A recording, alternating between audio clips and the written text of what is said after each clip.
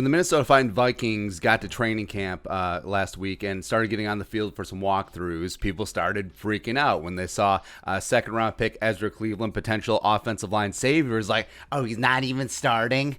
Oh, he's running with the third team at guard. How good can he even be? What a bust. Spielman does it again. He ignores the offensive line, and when he doesn't ignore the offensive line, he drafts busts. Yeah, okay. But for the exciting news, as of Friday, he's up to mainly second team left guard snaps. Woo! Right. Even with that, some fans are still like, wasted draft pick. How dare Spielman do this again? But calm down.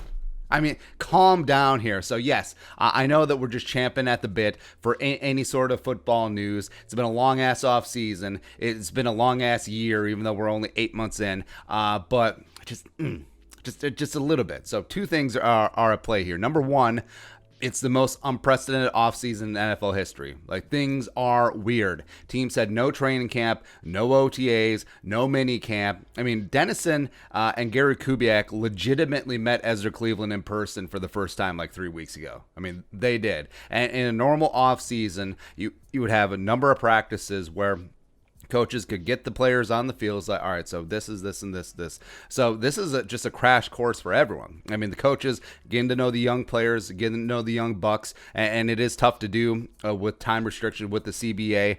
No preseason games, nothing like that. As well as, of course, for the players, just getting their feet wet. Like, this is the first time that Ezra Cleveland has been in legit NFL competition, even though in a normal offseason it would have been a number of practices, a number of weeks and months by this time. But number two, we pointed this out before. The NFL likes to deal with rookies with this faux hierarchy thing, right? Like, earn your stripes, young blood. I mean, the Browns and stupid Hugh Jackson actually did this thing because, the Browns have the stripe down the middle of the helmet. So during the preseason training camp, they would have blank helmets, and it's like, if you make the roster, oh, you earned your stripes.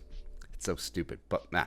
So coaches, they do love veterans, especially ones who they've had a lot of experience with. So Dakota Dozier, Rick Dennison, and it's also even common for first-round picks, even high first-round picks, to begin camp and preseason with the second and third team. Or you saw Cam Newton, number one overall pick, 2011.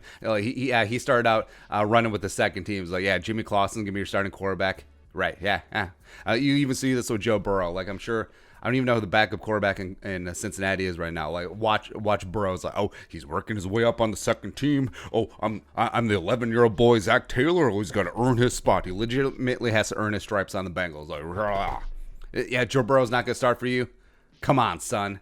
Child, please, right? And if you remember back for the Vikings, like, even the real deal Matt Khalil, which that was a wasted opportunity. When he was the number 4 overall pick in the 2012 NFL draft, he opened training camp not at starting first team left tackle, seat at the table. He was on the second team. He quickly worked his way up. Maybe that was an astute. Maybe that was foreshadowing that maybe Matt Khalil was probably best served on the bench. Although Matt Khalil, people forget, Matt Khalil was pretty damn good his rookie year.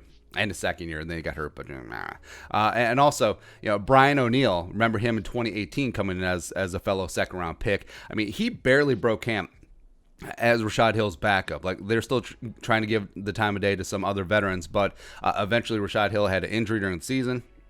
Brian O'Neill came in as now one of the better young right tackles in the league, right? So just give it some time. Like, Kubiak and Dennison do seem committed to Ezra Cleveland playing at guard this year as opposed to tackle. I think tackle still is going to be his future, but hell, who knows? If he does phenomenal at guard, why?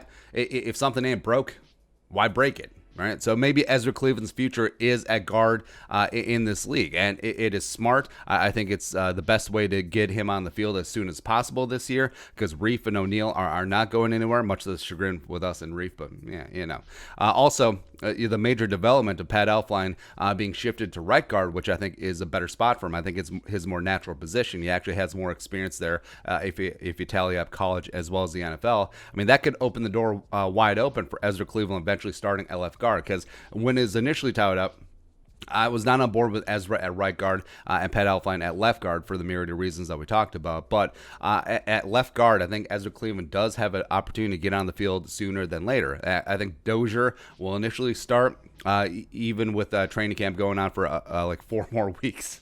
Man, before the first game, September 13th, at Source U.S. Bank Stadium against the greasy, grimy Green Bay Packers. So I think Dozier will initially start, but if Dozier puts in the returns that he did last year, you could see some change. I think that Cleveland will beat out Aviante Collins, and then Ezra Cleveland could be on deck. He could be next man up at left guard if Dozier falters. So, I get it. I understand. Like we're starving for football content. We want to see it right away. We're like, what was it, Veruca Salt? I want it now.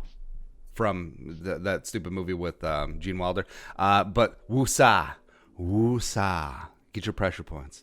Yeah, calm down. Haven't even had the first padded practice yet. I mean, what if Ezra Cleveland just goes in there and is just a bulldozer? Like he's full on Larry Allen. Like him and Kyle Hinton, two future starting guards for the Vikings, are just like jacking fools, like throwing Jaleel Johnson into the bleachers.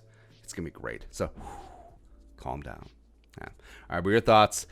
Calming down on Ezra Cleveland not starting. Let us know in the comment section below. Subscribe for daily Vikings takes. Want to support that work? Pull us up in the Venmo. But until next time, Skol.